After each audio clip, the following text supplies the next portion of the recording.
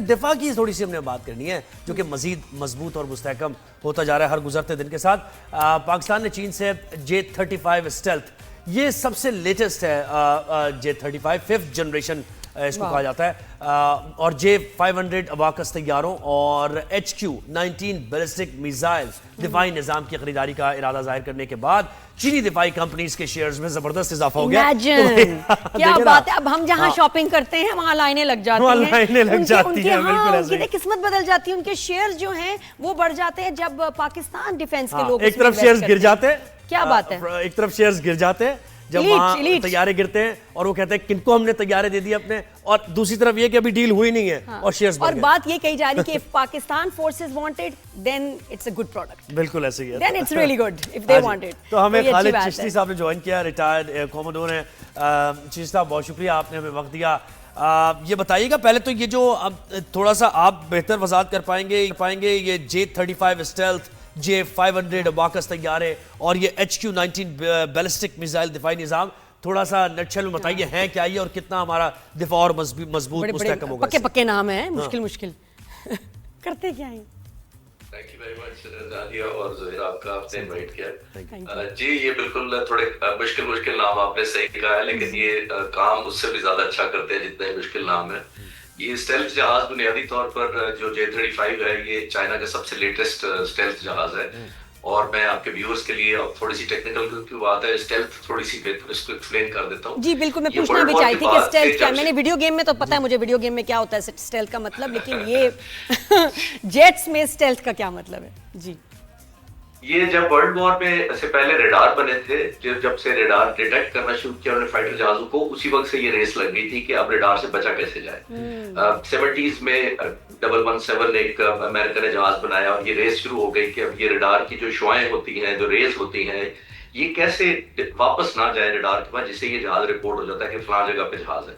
तो ये नए जो जहाज डेवलप अब जो हो रहे हैं स्टेल्थ, उसका मतलब ये होता है कि जब रेडार की रेस इस पर पड़ती है तो ये वापस जो पेरेंट रेडार होता है उसको वापस नहीं जाने देता, या उसको ऑब्जॉर्व कर लेता है रेडार को, उसको रेस को, या डिफ्लेक्ट कर देता है, जिसका मतलब ये है कि वहां पे वो जहाज उनको दिखाई नहीं देता रेडार को, जो जमीन पे बैठा या कोई दूसरा फाइटर जहाज इसको लॉक करता है। और उसके सिस्टम्स पकड़ भी नहीं पाएंगे, उनके मतलब उनके रेडार्स नहीं पकड़ पाएंगे। जी हाँ, नहीं सैटेलाइट से भी पकड़ सकेंगे या नहीं? जी ये हर तरफ से, किसी तरफ से भी इस पर जब रेडार का बुनियादी प्रिंसिपल ये होता है कि आपके ऊपर रेस फेंकी जाती है उस टारगेट जहाज पर, जब वो रिफ्लेक्ट होकर उस रेडार वापस जाती है तो ऑब्जर्व होती है, यानी कि जहाज मतलब इनविजिबल हो करता है जब रेस को।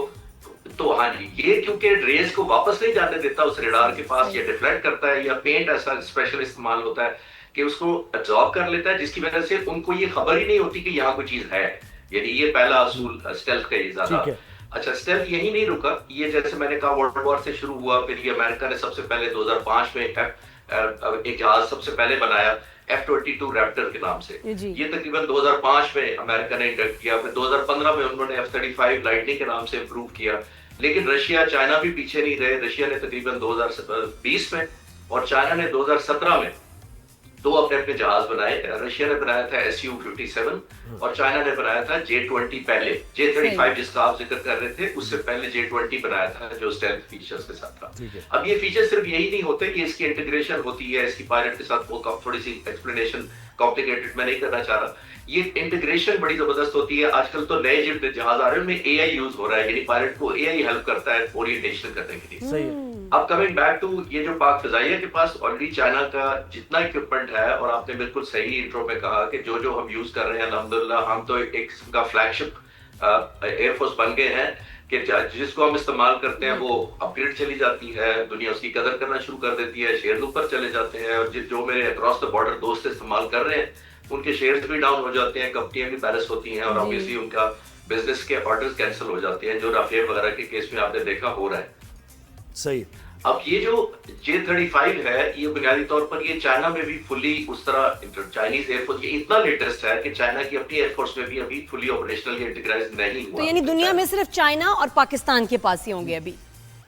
एब्सोल्युटली जी। और J-10C जो इससे पहला, जिसने ये सारे जहाज 6 के 6 मारे हैं, जो पाक फिजाइया ने ऐलान कर दिया है, वो भी पाकिस्तान पहला मुल्क था जो चाइना से लेने के बाद, और पहला मुल्क था जिसने J-10C को भी कॉम्बैट में इस्तेमाल किया और 6 किल्स यानी 6 शूटिंग की, 6 राफेल और प्लस दूसरे जहाजों की शूटिंग। अच्छा सर, मुझे यहाँ से मुझे याद आया, ये कम बात हुई है थोड़ी सी, जो राफेल हमने शूटिंग की तो हमारा दिफाई जो निजाम यानी जो रडार सिस्टम था, ये इसकी वजह से सर है ना। और वही बात कि वो भी स्टेल्थ के जबरदस्त तैयारे थे, तो वो हमने उनको कैसे इंटरसेप्ट किया, कैसे पकड़ा? अगर मतलब नहीं ये पकड़े जाते तो हमने कैसे पकड़ा है? ये आपका बहुत अच्छा सवाल है। देखिए, जो अभी मॉडर्न वॉरफेयर होंगी और पाक फिजाइया की लीडरशिप ने हमेशा से ही और पर्टिकुलरली प्रेजेंट लीडरशिप ने बहुत पहले भाप लिया था कि आने वाले वक्तों में जहाज वो एयरबोर्न सिर्फ प्लेटफॉर्म नहीं होगा, जैसे सोवियत यूनियन इस्तेमाल करता था कि जहाज हवा में गनरी होती है, ये अब गनरी नहीं रह गई, ये इंटीग्रेटेड मल्टी डोमेन ऑपरेशन होता है, जिसका मतलब है कि एक जहाज सिर्फ नहीं लड़ता। जैसे मैं सिंपल करना चाहता हूं कि फुटबॉल के मैच में अगर एक खिलाड़ी आखिर में गोल करता है, उसका मतलब ये नहीं है कि वो अकेला गोल कर सकता था। इसका मतलब ये है कि बहुत सारे लोग उसको सपोर्ट करते हैं, डिफेंस को बीट करते हैं, कवर करते हैं, तब जाके गोल होता है। तो हमने ये शुरू दिन से ये रियलाइज किया है पाक फिजाइया ने टेक्नोलॉजिकल एज का। मल्टी डोमेन में एक्सप्लेन करता चलूं, इसके अंदर जो अवैक्स आप बात कर रहे थे हमारे पास थे, चाइना के भी हैं, दूसरे भी हैं, स्वीडन के भी हैं, और इसी तरह जैसे मैंने कहा कि जैमर्स हमारे पास थे, एयर सैटेलाइट और साइबर कमांड फोर्स हमारी एक्शन में थी। तो ये सारे मिलकर एक एनवायरनमेंट क्रिएट करते हैं जिसके जरिए दुश्मन के जहाजों, उनके पायलट्स के जहनों में एक डिग्रेडेशन हो जाती है ओरिएंटेशन की। डिग्रेडेशन का मतलब यह है कि उनकी समझ बूझ कम हो जाती है, अपने इर्द गिर्द क्या हो रहा है, मुझे कौन मारने वाला है, मैं किसको ऑफेंस कर सकता हूँ, किसके खिलाफ डिफेंड कर सकता हूँ। यानी कि आपकी थोड़ी सी अकल, जिसको कहते हैं ना समझ बूझ की सलाहियत, बिकॉज ऑफ रॉन्ग इनपुट जो आपको दी जाती है, जो इंड्यूस की जाती है, पाक फिजाइया की तरफ से की जा रही थी, उनकी कम्युनिकेशन कम की जा रही थी, स्लो डाउन की जा रही थी, मिस इन्फॉर्मेशन डाली जा रही थी उनके, जिससे उनका कॉन्फिडेंस शेक हो जाता है दुश्मन पायलट्स का। और जब ये हो जाता है तो तब ये हमारे तैयार इंटीग्रेशन करके अब उनको लॉक करते हैं। जब उनकी उस तरह की ओरिएंटेशन नहीं होती जो होनी चाहिए, आइडियल है, तब जाके पाक फिजाइया ने ये जिसको मैंने कहा जॉइंट ऑपरेशन किया और मल्टी डोमेन सिनेरियो क्रिएट करके उनके इर्द उनको जाहिर है समझ बूझ, जब हमें लगा कि उनकी ओरिएंटेशन कम है तो ये हमला किया गया था। बहुत जबरदस्त सुपर ऑब्वियसली हमला था जब हमने किया है। माशाल्लाह। तो सर हमने कितने वैसे ये जो नए एयरक्राफ्ट हैं ये हम लोग कितने वैसे खरीद रहे हैं? अभी ये पाक फिजाइया फाइनल नहीं हुआ जी, ऑफिशियली भी डिस्क्लोज नहीं हुआ कि हम कितने लेने जा रहे हैं। अभी तो वो हिंदुस्तान हमारे पिछले जहाज ही गिनकर परेशान है कि इन्होंने सिर्फ एक स्क्वाड्रन था J-10C का, तकरीबन 20-22 जहाज होते हैं एक स्क्वाड्रन के अंदर, उन्होंने ही हिला के रख दिया पूरी हिंदुस्तान के 85 जहाजों को, और ऑब्वियसली सबका कॉन्फिडेंस शेक कर दिया और हर टाइप का जहाज तबाह किया। ये भी नोट करें कि सिर्फ राफेल नहीं किया, SU-30 किया, मिराज 2000 किया, MiG-29 किया, यानी हर टाइप का जहाज टारगेट किया। ये नहीं कह सकते थे कि हमारा तुक्का लग गया था एक जहाज को मारा, तो हर टाइप का जो हिंदुस्तान का फ्रंट लाइन आता। और ये मैं आपको बताता चलूं, बात दूसरी तरफ ना चली जाए, हिंदुस्तान के पास इस वक्त दुनिया में 10 जो बेहतरीन फाइटर जहाज हैं, 10 टॉप दुनिया के जो हैं, उसमें से 4 हिंदुस्तान के हमने मारे हैं, जो 4 थे उनके पास। ये कमाल की बात है। और अब हर मुल्क जो बनाने वाला है, क्योंकि फ्रांस भी था और रशिया भी है, वो सोच में पड़ गए हैं कि हमने क्या कहां एम्प्लॉयमेंट गलती। मुझे सर ये बताइए, जो J-35 स्टेल्थ हम ये जिसकी हम बात कर रहे थे, तो ये तो चाइना है और के पास है और हम भी ये टेक्नोलॉजी ले रहे हैं, यूएस के पास इसके मुकाबले का कौन सा जहाज है? यूएस के पास 2 जहाज हैं, F-22 रैप्टर और F-35, जो उन्होंने 2015 में और 2005 में इंडक्ट किए थे उस वक्त। और ये जहाज इससे टेक्नोलॉजी में ज्यादा सुपीरियर है, आपको लगता है कि यूएस के जहाजों से?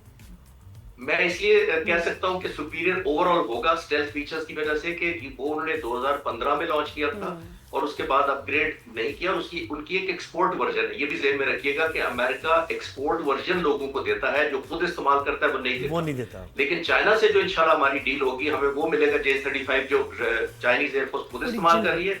जैसे हमने PL-15 मिसाइल जो J-10C पर लगा था, जिसे दुश्मनों अभी निशाना बनाया, वो हमें बेहतरीन वर्जन मिली थी। और वो वर्जन चाइना किसी और को भी नहीं मेरे ख्याल देगा, ये सिर्फ हमारे और उनके लिए इस्तेमाल के लिए मेरे ख्याल।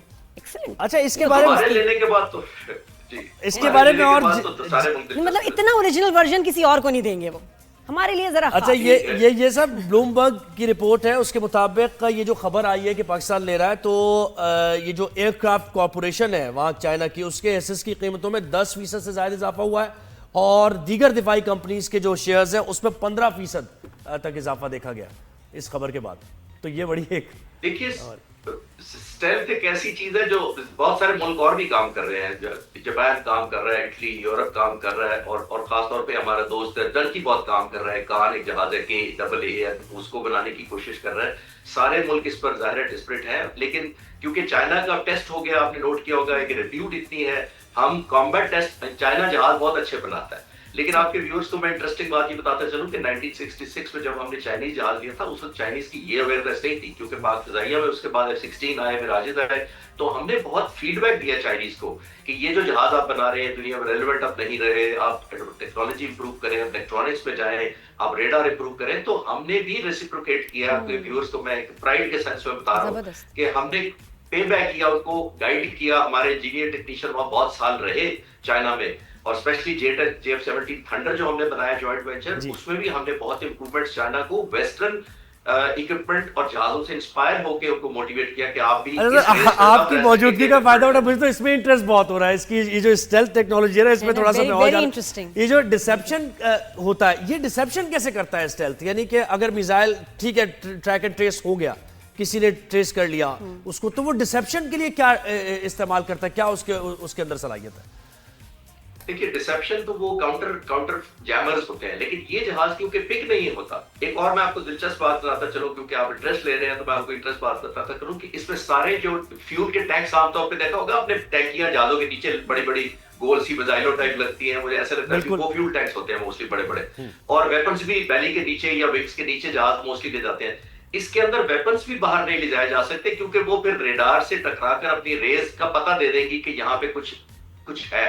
वो भी बैली के अंदर छुपाए जाते हैं, यानी उसको बंद किया जाता है। फ्यूल भी अंदर होता है और वेपन्स भी अंदर होते हैं। जब आपने ड्रॉप कर रहे होते हैं तो वो बैली खुलती है, वहां से आपके बॉम्ब सारे ड्रॉप होते हैं, ताकि दुश्मन के जहाजों और रेडार्स को पता ही ना लग सके कि यहाँ कोई वेपन से भी। जितना भी जानो उतना मजा आता है sir. Thank you so much, बहुत बहुत शुक्रिया।